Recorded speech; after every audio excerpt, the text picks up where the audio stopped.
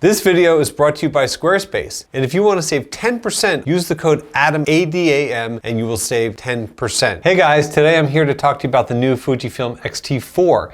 I actually got a chance to get my hands on it last week in New York City, and I went out and I took a whole bunch of stills and some video. So let's start out right away, and I'm going to share with you some video that I shot at 240p. It looks pretty damn good. Now, the new T4 has IThe. It's got built-in image stabilization, so you've got like 5 to 6.5 stops. And look at this. I mean, it's seamless. You know, there's no camera shake. It's just so beautiful. It's like having a built-in gimbal, obviously.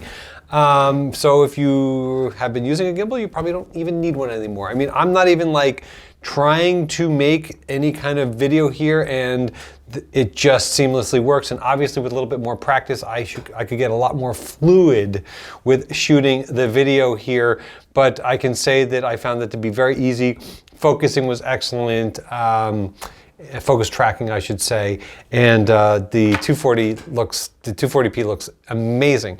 One of the things I should also mention that I love about the new T4 is that it's got a dedicated switch underneath the shutter speed dial where you literally can click from stills to video. Just click, click like that. Very, very simple. I think that's excellent for a lot of content creators out there, a lot of people that are shooting between stills and video. It's nice to be able to do that, make that switch so quickly, and the menu system on the camera changes when you're in stills to video. So if you're in stills, it's going to give you the stills menu. If you're in video, it's going to give you the video menu. Same thing with the Q button. If you're using Q in either mode, it'll be specific to that mode. I think that's a much better system. I think that Fuji is listening to people and trying to make the camera as efficient as possible. So now I'm going to take you guys into Lightroom, and again, I'm going to share with you a bunch of JPEGs. These are pre-production camera JPEGs, so you know, obviously the final results might be a little bit different, but I can tell you that right off the bat, I was impressed. I love, you know, Fuji's color science. I love the way that images look like literally straight out of camera. I think that Fuji does a phenomenal job with that, and you pair it up with some really great lenses and you get some beautiful image results.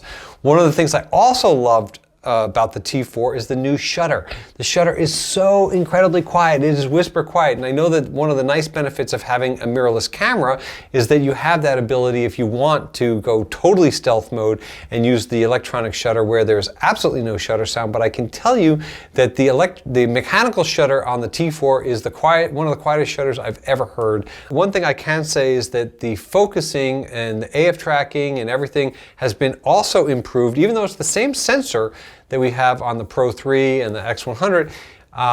All of that stuff has been improved, the focusing, so I can tell you that I felt incredibly confident shooting this camera.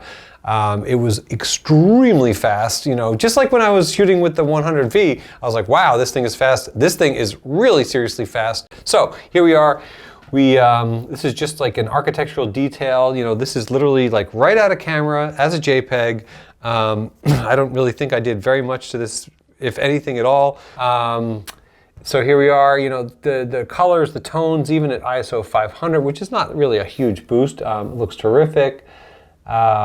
Just shot a bunch of details around Grand Central. I did some black and white conversions. A lot of the reason why I did the conversions is because the color information, it's not, you know, it's not bad. I mean, there's plenty of color information there. It's ISO 800. It's still a very clean file, but I just think that there's more pop, and especially because I can't edit the raw files. I can't really manipulate them to the fullest extent. So that's why I did a lot of these in black and white conversion. Here I decided to do some handheld with dragging the shutter at 1/15 of a second. Now, it's not uncommon for a mirrorless camera to be able to, you know, mitigate camera shake, but I'm telling you, this thing did an amazing job. That in-camera image stabilization is unbelievable, and you can see the background is like tack sharp, and our subjects that are walking along at a normal pace are nicely blurred, which was the effect that I was going for. Here we are still with the 35-1.4, and you can see that, you know, it's a nice kind of general scene, but even in this one area here, okay, this is, I think, where I set my focus at the time. You know, you can see there's plenty of detail, there's plenty of sharpness in here. ISO 800, I mean, really not a big deal pushing the ISO on there. If you want to go into the color, again, color information is there. Everything looks really, really nice there, but To me, because everything is kind of flat in the color spectrum, it pops more in black and white. Just little kind of random candid grab here. Very nice separation, again with the 35-1.4 shot at 1.4. And with this camera, with the incredible autofocus capabilities, I really did not have to worry at all about shooting wide open. Just a couple of more shots, you know, very, very quickly walking around Grand Central just to kind of grab a bunch of shots, just to feel the camera, see how it feels in the hand. Speaking of how it feels in the hand, I found the body to be small, but then again, I haven't shot with the T3 or the T2 or the T1, and I could definitely see with the T4, if I were to buy that camera, that I would want to add the optional hand grip for a couple of reasons. Number one, it would definitely give me a lot more to hold on to, because I noticed that my pinky was sliding underneath. You know, I was only really getting like 3 fingers around it. It also allows, you know, for doing vertical shots. So, you know, when you're shooting portrait mode, you have, you know, the buttons there. So you're not doing this, you're kind of doing that. It's a much more relaxed position, allows you to get better framing, or at least I think so. So we'll just keep looking through some of these. I mean, I'm using the f2, 18mm f2, which, you know, wide open, that lens is tack sharp. I mean, everything looks really, really fantastic. We've got plenty of detail. We're at ISO 1600. And one of the things I love about the Fuji is the grain structure. I mean, look at the grain in here. This is nice grain, okay? I like grain. I think grain is cool. You know, I've talked about this in the past. I'll mention it again. I would rather have a grainy shot in focus than a shot that's not grainy, that's out of focus, you know, so that, meaning that if I've got to bump my ISO in order to maintain focus, okay, to get a fast enough shutter speed and all that, I mean, I'm only at 1/60th, which is plenty, then that's fine. And the grain structure from this sensor is really, really nice, and I find it to be pleasing. It's more organic, and I think it looks really, really good.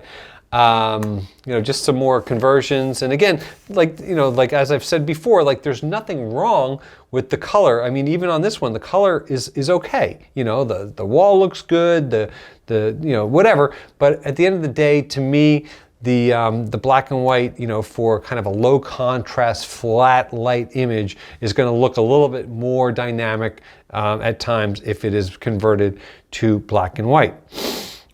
Just some general shots. One of the things too that I really love about that lens, the 18 f2, is it's so small, it's so lightweight. Then you put it on that tiny little, you know, T4 body, and it's so stealthy. But look at this, there's no distortion. I mean, corner to corner, like this is a very, very clean frame. So I love that lens. I think it's really terrific for an affordable wide-angle lens. Again, another example where, you know, the color information is there, you know, but because it's a JPEG, because I don't have the ability to, the latitude that I want for editing, I really felt like it popped more. Same with these as well. Really nice fall off, the shadows and the light and everything. And, you know, look, these JPEGs are editable, you know, don't get me wrong. But I prefer to have the raw file because I feel like there's more latitude in there. You know, so I was standing at, you know, the stairway, you know, like just kind of slightly elevated. You know, I love this kind of a look. Probably, you know, good as a black and white. This was nice because this guy is kind of like filling this void over here, and he's standing still just taking, you know, shots, and then there's people kind of walking by, and then this gal with her dog.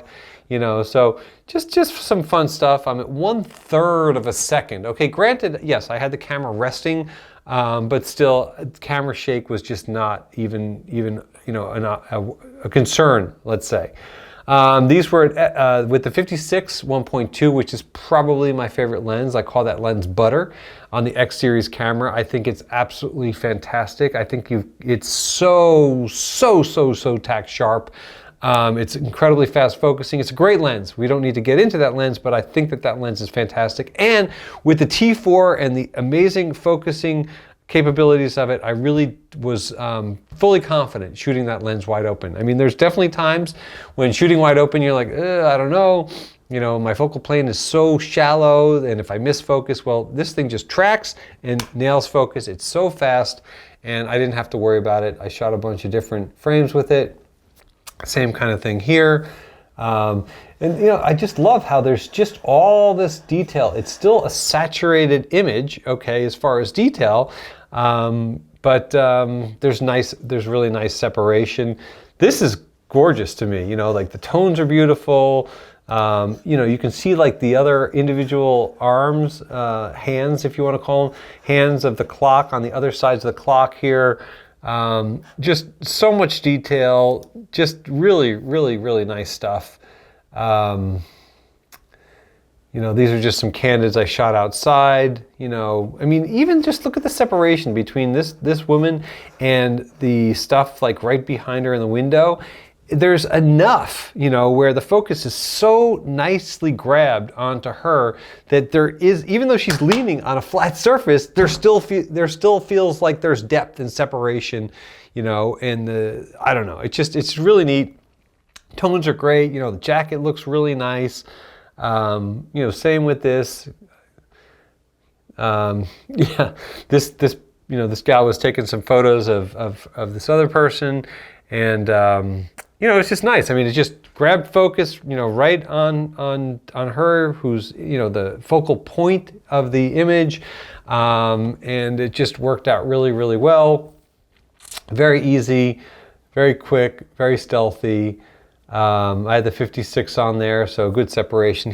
I put the 18 f2 back on there because I wanted to get more of a wide shot. And again, with that lens, it's so nice. You're not getting those kind of distorted, curved corners. You know, everything is nice and flat throughout the frame.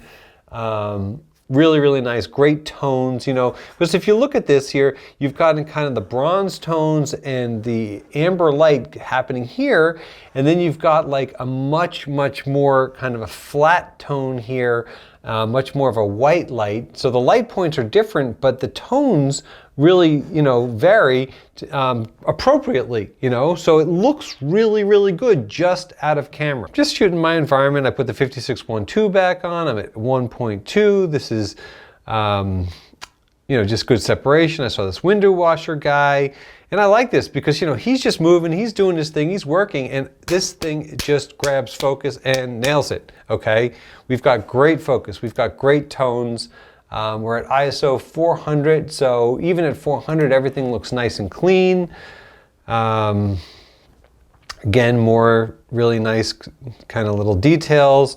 This dude was really cool, just kind of pulled up on his BMX with such an incredible sense of style. So New York City, and there you go. I felt that the camera, with all of the updates, definitely instills more confidence. If you are currently a Fuji shooter and you're in the X series platform, you're gonna want the T4 because it's just better. It's faster. The autofocus is faster. You can feel how much faster it is. That new shutter is whisper quiet. It's fast. It feels good. Oh, we didn't even get into the swivel screen, okay? I mean, I know that, you know, I've mentioned how much I dislike the Pro 3 screen, you know, that flip down thing that's just kind of locked onto the back of the camera. It doesn't make sense. Well, this is interesting because you can literally flip the screen onto the camera so that the screen is facing into the camera and there's no screen on the back, okay? It's just that kind of pebbly, you know, black matte finish so that you literally have the camera and there's nothing on the back if you want. So you can literally go without the screen on the camera. Or you can take the screen out, flip it around, and have it so that it's fixed on the back, and then you can pull it out and articulate it in every which way, including forward facing, so that if you were vlogging and self-taping yourself, or if you had it on on a tripod and you wanted to use it as a monitor, even though it's tiny, whatever, you can, okay? So you have all of this latitude with that screen. I think that that was a great idea.